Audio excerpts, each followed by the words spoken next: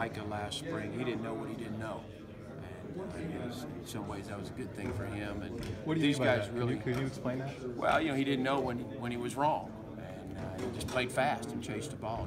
And these guys have played linebacker and played more at the back end, and so they have an idea of things. And sometimes your mind can tie up your feet a little bit.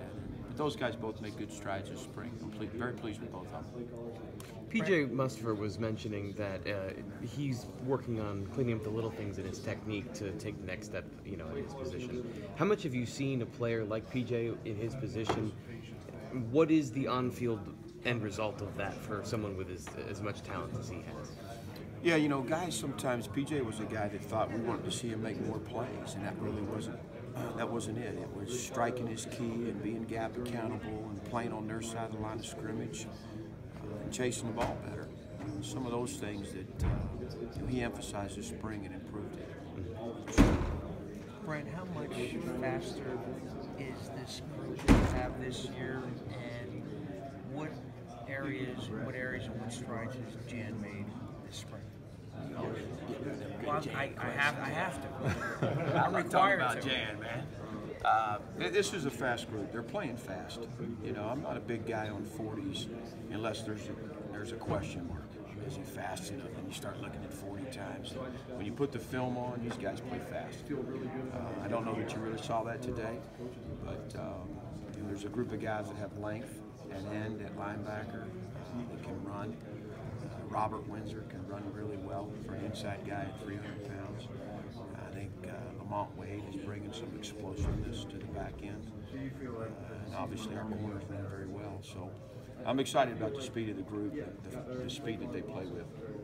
Jan has had a really good spring. He continues to impress everybody, his peers, his coaches. He does things, he's so smart, so intelligent. Jan's going to finish his master's degree here in another few weeks. And he's like, it's what he is out there. He's a graduate student of the game. And I'd like to see him be more vocal, be a little bit more of a commander, the way Jason Cabinda was, and take charge of things a little bit more pronounced. But he's had a great spring, and I'm looking forward to him having a big senior year. Brent, what's it like to flip the switch from this intense focus on the team into now a couple weeks of recruiting? I guess almost a month, if not more, of recruiting travel. Yeah, we've tried to have a healthy balance. In the spring, you don't grind it every day with your players and with football. So on those off days, we'd spend time watching film, and here lately getting a plan together, where we need to go and how we need to go about our travels and who we want to see. So, the most important thing is this next week we have evaluation meetings with our players, talk about the strengths and the weaknesses, and feel good about some closure with our guys and giving them some healthy feedback. And then, we have a good plan to get out there, and we've got a great product. There's a lot of excitement, and we've got a good head start over the class. So we're looking forward to it. Brent, are there any special qualities that separate a good defensive end from a great or an exceptional one? And do you see that in any of the guys that you have on your roster? I think we've got a lot of talent at our end position. We love length and guys that can run. You see more and more our guys are making plays in the perimeter. Look like linebackers at time, and then they go rush the quarterback. I think we've got a special group right there. I think anytime you got guys that can cover ground and a great first step and threaten those tackles, and at the same time be able to play laterally and get to the numbers, they've got a good group. Everybody knows what Yetur and Shaka can do, but tell us about the other guys in that group that maybe we haven't seen as much, obviously. Yeah, I think a guy that jumps off the charts just from a skill set is Jason Oweh. Very powerful, very fast, natural pass rusher. Coach Spencer has done a great job teaching him the techniques of first and second down play. You can't just rush the quarterback every snap. And then Daniel Joseph is a guy that's been around here for a little while, and he's quietly grown into the position. He understands the defense very well. We're excited about what he can do. And then obviously a healthy Shane Simmons. Can't wait to get him back out there. He's at times he's really flashed and gotten us very excited. So I'm anxious for that.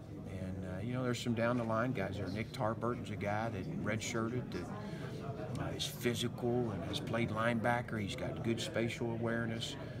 It's a talented group. Can you mention, talk about Isaac a little bit? Yeah, Adisa is he's a little bit like Micah to me. You know, he doesn't know what he doesn't know. I mean, he's pretty raw, but he goes hard and fast, and he's got good change of direction, natural pass rush ability, and has a good motor. So he's an exciting young guy to watch for. Brent, this time last year, it seemed like you guys had bigger questions to answer at linebacker. It was a storyline. It was something that even Coach Franklin mentioned as something that you guys had to answer. How do you feel this group has kind of come along, and where do you guys feel like you're at now? Because we compared this time to last year. I feel obviously. I mean, we've got some experience now. We've got 5 guys that have played a fair amount of football. You know, Jesse Luquetta's reps were mostly on special teams, but it was a bunch of them. And he's proven himself in a lot of ways to our staff and to his teammates. So, and Ellis Brooks, his role is going to grow some. He's had a really nice spring. And then obviously, I'm super excited about Cam and Jan and Micah. I really like that threesome. I think we've got 5 guys we can win with right now. I'm looking for Brandon Smith, Lance Dixon, Charlie Catcher. Looking for those guys to step up and somebody earn that 6th spot. Is that relieving in a way to know going into the fall that you've got your 5 and then you need to figure out that 6th? I mean, well, it is. I mean, there's still great competition because I explained to those guys last week.